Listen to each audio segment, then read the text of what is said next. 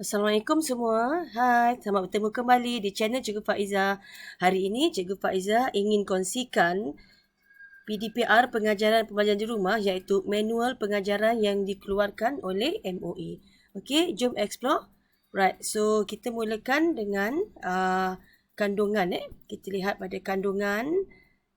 Pengenalan dan operasi, definisi operasi, objektif, pendekatan dan kaedah pelaksanaan. Okay. Jadi untuk manual yang telah disediakan oleh MOE, right, pengenalannya di sini kita highlightkan sedikit. Tujuan manual ini adalah untuk membantu guru melaksanakan PDP, pembelajaran di rumah. Okey, pembelajaran di rumah sebagai alternatif pembelajaran norma baru. Jadi untuk ini kalau kita lihat di sini bagaimana MOE mendefinisikan PDPR. Mendefinisikan sama ada di rumah atau di pusat komunikatif atau di mana-mana lokasi yang bersesuaian.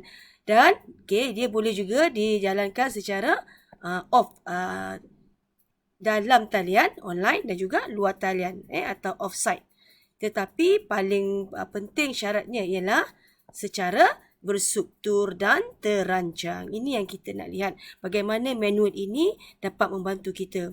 Lebih-lebih kepada PKP sekarang ni. Jadi di bawah manual ini, pendekatan yang pertama adalah PDPR dalam talian. Jadi untuk PDPR dalam talian ini, cikgu-cikgu semua boleh perhatikan, apakah cara belajarnya.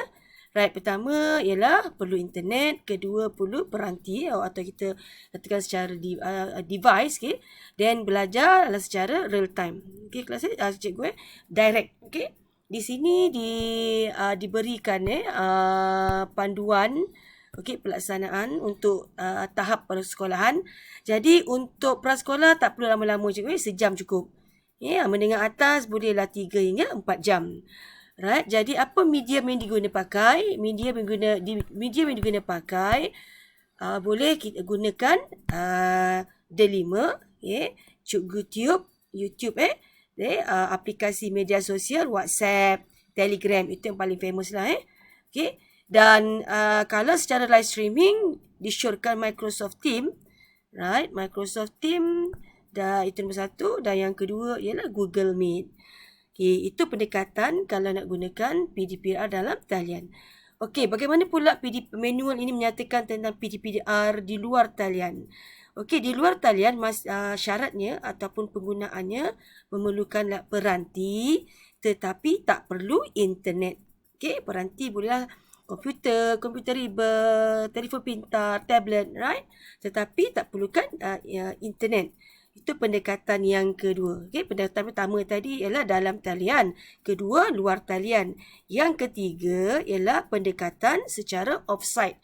Right? Offsite ni maksudnya ialah permis yang disiarkan sebagai pusat pemindahan bencana atau wabak, ataupun pusat komuniti. Right? Ini adalah pendekatan PDPR secara offsite. Yang keempat, PDPR menggunakan modul. Untuk mengudiakan modul, ini lebih terancang dan tersusun. Jadi caranya ialah mesti berstruktur dan keperluannya ada 7 cikgu semua. Sasarannya, tajuk, objektif, tempoh, nota berkaitan, tajuk modul, aktiviti yang relevan dan akhirnya ada pentaksiran. Itu kaedah PDPR yang keempat. Kaedah PDPR yang kelima ialah berdasarkan projek. So berdasarkan projek, kalau lihat di sini, ini sama ada mengikut mata pelajaran, atau gabungan mata-mata pelajaran. Right? Pelaksanaannya seperti berikut. Murid diberi tajuk, murid dibimbing, mengenal pasti bahannya, apa yang perlu, dan mesti tentukan jangka masa. Dan murid diberi masa untuk menyelesaikan projek, bentang hasil projek dan buat refleksi. Right? Itu yang kelima. Jadi di situ saya sharekan 5 kaedah PDPR di rumah. Jadi apa peranan kita, cikgu? Peranan kita di sini, kita memastikan RPT, rancangan pengajaran tahunan berdasarkan DKSP, Dokumen Standard Kurikulum dan Pentaksiran, serta takwim sekolah yang telah diaturkan. Kemudian mesti rujuk pada RPH, okay, berdasarkan RPT dan jadual PDPR, okay, supaya kandungan kurikulum dapat disampaikan. Dan juga satu lagi ialah menentukan kaedah penyampaian yang fleksibel, okay, mengikut situasi semasa dan ambil kira juga sumber yang ada pada murid. Okay.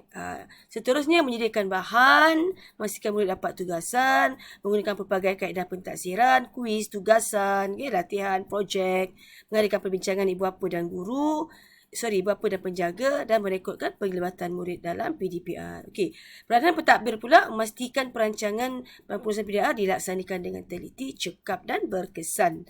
Mengatur jadual pembelajaran PDPR, memantau, ini paling penting, okey. Dan seterusnya sebagai ibu bapa, okey, ini keyword yang membantu parents, anak jagaan kita. Okay, untuk bangunlah berkaitan sesi PDPR, ataupun apa-apa sahaja arahan yang diberikan oleh guru dan membantu ibu bapa memang kena banyak membantu okay, anak-anak dalam jagaan mengakses Delima, TV Pendidikan, EduWeb, okay, dan juga YouTube. Alright, so itu sajalah perkongsian yang saya ingin kongsikan. Cikgu boleh dapatkan manual ini secara dalam laman web MOE dan boleh scan QR code. Okey, cikgu, terima kasih semua. Assalamualaikum. Bye.